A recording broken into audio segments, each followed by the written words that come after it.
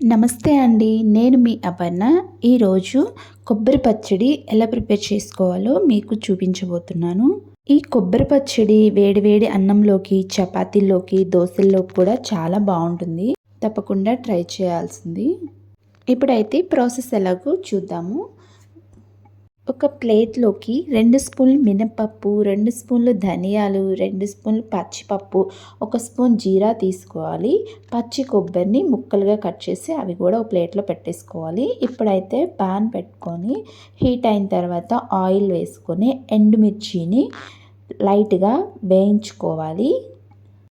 మనకి ఇంట్లో కూరగాయలు ఏమీ లేనప్పుడు ఈ పచ్చి కొబ్బరితో చాలా ఈజీగా సింపుల్గా కొబ్బరి పచ్చడిని టేస్టీగా ప్రిపేర్ చేసుకోవచ్చు. ఈ విధంగా ఇప్పుడైతే ఎండుమిర్చి బాగా ఫ్రై అయిపోయినాయి, తీసి ఇంకో ప్లేట్లో వేసుకోవాలి. మళ్ళీ అదే ప్లేట్లోకి ముందుగానే పక్కన పెట్టేసుకున్నాం కదా పచ్చిపప్పు, మినప్పప్పు, జీరా, అవి కూడా బాగా ఫ్రై చేసుకుని అవి కూడా ఇంకో ప్లేట్లో అదే ప్లేట్లోకి తీసుకోవాలి.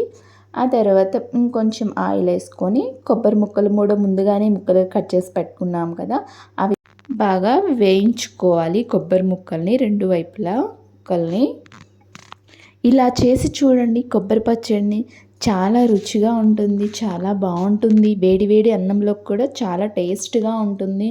ఇప్పుడైతే కొబ్బరి ముక్కలు వేగిపోయినాయి, తీసి ఇంకో ప్లేట్లోకి వేసుకుంటున్నాము. ఇప్పుడు అదే ప్యాన్లోకి లైట్గా ఆయిల్ వేసి కరివేపాకును కూడా వేపుకోవాలి. ఇప్పుడైతే టేస్ట్కి సరిపడా చింతపండును కూడా పక్కన పెట్టేసుకోవాలి ప్లేట్లోకి. కరివేపాకు కూడా వేగిపోయింది, కరివేపాకును కూడా అదే ప్లేట్లోకి తీసేసుకోవాలి. చూసారు కదా, ఈ విధంగా అన్ని ఇంగ్రీడియంట్స్ని లైట్గా ఫ్రై చేసుకోవాలి.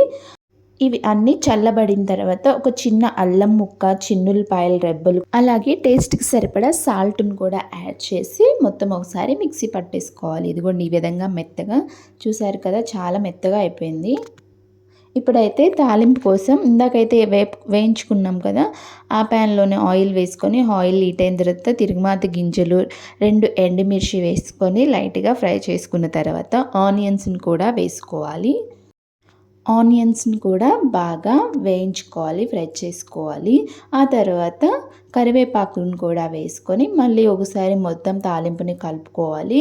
మరింత టేస్ట్ కోసమని 2 చిన్నులపాయ రెబ్బలను దంచి వేసుకొని అవి కూడా మొత్తం పచ్చివాసన పోయేలా వేయించుకున్న మిక్సీ పట్టుకొని కొబ్బరి పచ్చడిని పక్కన పెట్టేసుకున్నాం కదా, ఆ కొబ్బరి పచ్చడిని ఈ తాలింపులోకి ఇదిగోండి ట్రాన్స్ఫర్ చేసుకోవాలి.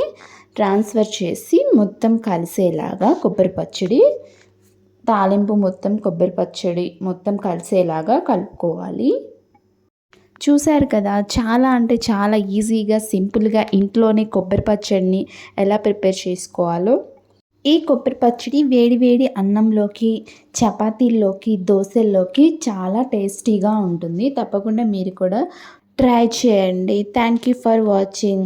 Like, share and subscribe to my channel. మన ఛానల్ని ఫాలో అవ్వండి.